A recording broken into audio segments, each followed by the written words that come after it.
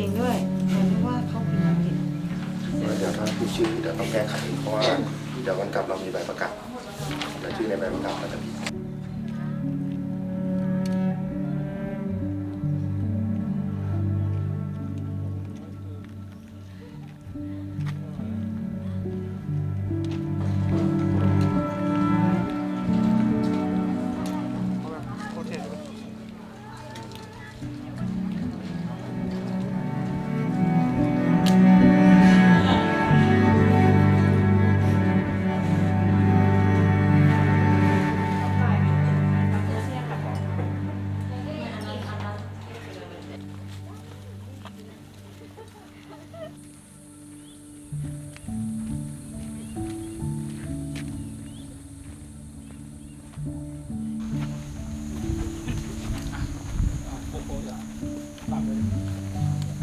ที่ต้องเข้าไป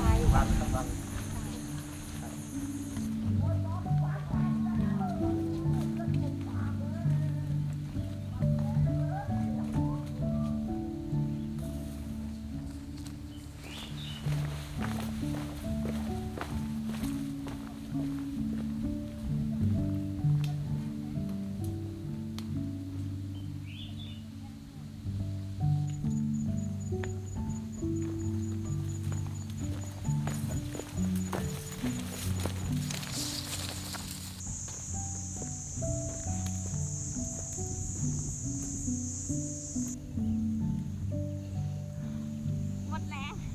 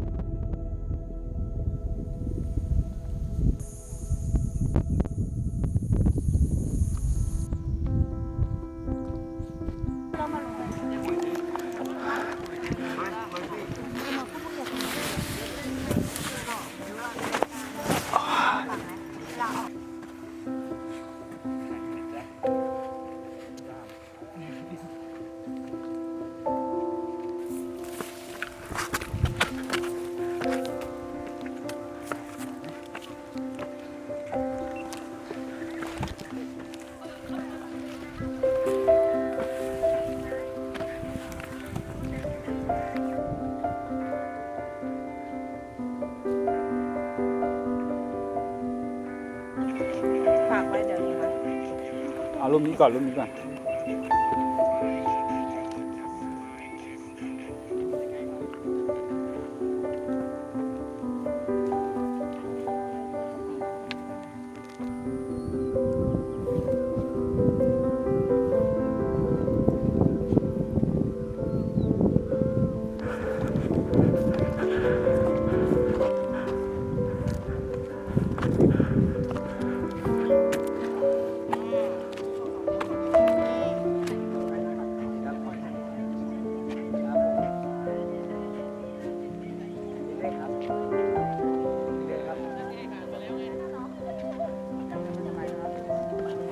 โอเคเดินแล้วครับ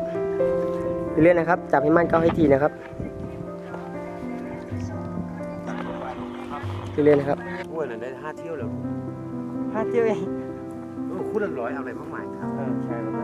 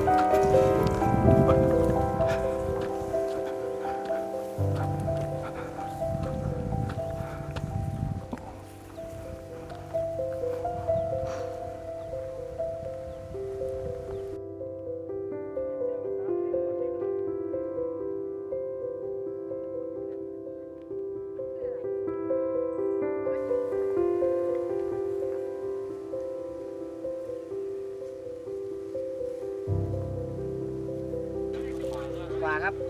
ลงไปนิดหน่อยครับลงไปหน่อยครับโอเคยันให้อยู่นะครับจับให้แน่นครับเรื่อยๆครับซ้ายถึงพื้นเลยนะครับนิดหน่อยครับ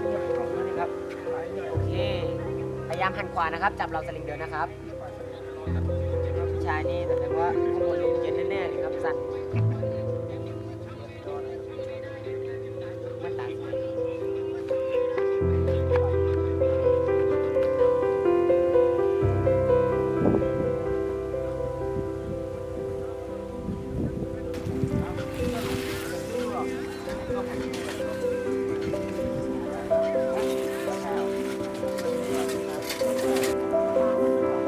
ต่อพี่ต้องจ่าย